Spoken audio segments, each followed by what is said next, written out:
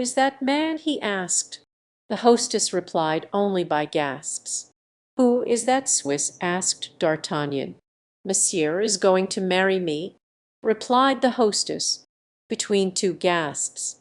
"Your husband, then, is at last dead. How does that concern you?" replied the Swiss. "It concerns me much," said D'Artagnan, "since you cannot marry Madame without my consent, and since asked the Swiss, and since I do not give it," said the musketeer. The Swiss became as purple as a peony. He wore his elegant uniform. D'Artagnan was wrapped in a sort of grey cloak. The Swiss was 6 feet high. D'Artagnan was hardly more than 5. "Will you go away from here?" demanded the Swiss, stamping violently, like a man who begins to be seriously angry. "I, by no means," said D'Artagnan. "Some one must go for help," said a lad, who could not comprehend that this little man should make a stand against that other man, who was so large. D'Artagnan, with a sudden accession of wrath, seized the lad by the ear and led him apart, with the injunction, "Stay you where you are and don't you stir, or I will pull this ear off. As for you, illustrious descendant of William Tell, you will straightway get together your clothes which are in my room and which annoy me, and go out quickly to another lodging." The Swiss began to laugh boisterously. "I go out," he said. "And why?" "Ah, very well," said D'Artagnan. "I see that you understand French. Come, then, and take a turn with me, and I will explain." The hostess, who knew D'Artagnan's skill with the sword, began to weep and tear her hair.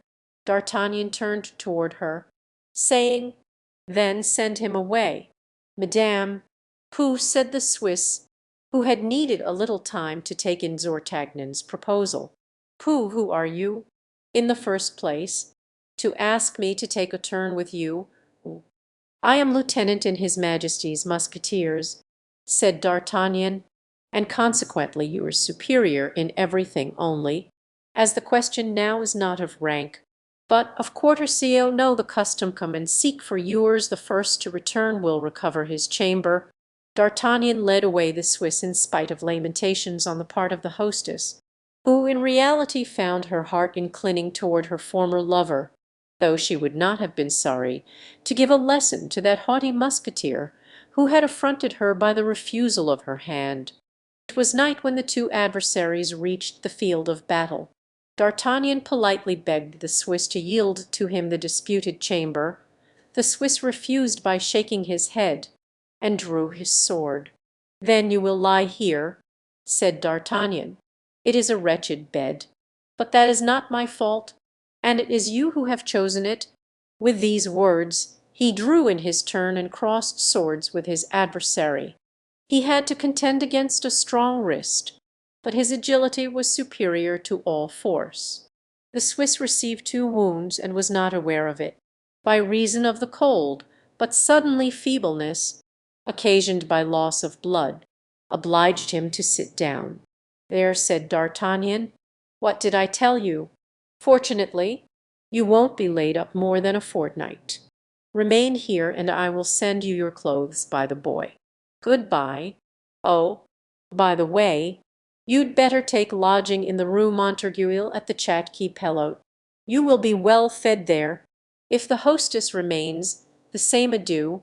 Thereupon he returned in a lively mood to his room, and sent to the Swiss the things that belonged to him. The boy found him sitting where D'Artagnan had left him, still overwhelmed by the coolness of his adversary.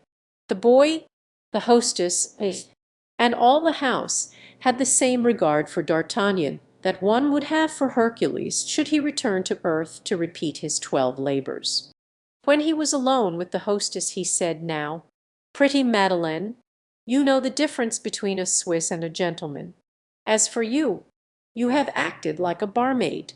So much the worse for you, for by such conduct you have lost my esteem and my patronage. I have driven away the Swiss to humiliate you, but I shall lodge here no longer. I will not sleep where I must scorn. Ho! There, boy!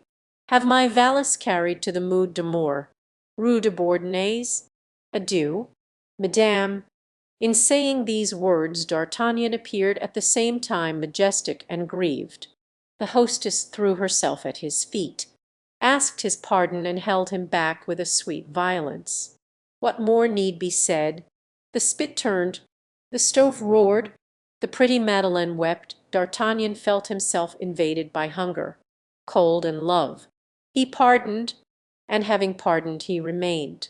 And this explains how D'Artagnan had quarters in the Rue Tiquetonne, at the Hôtel de la Chevrette,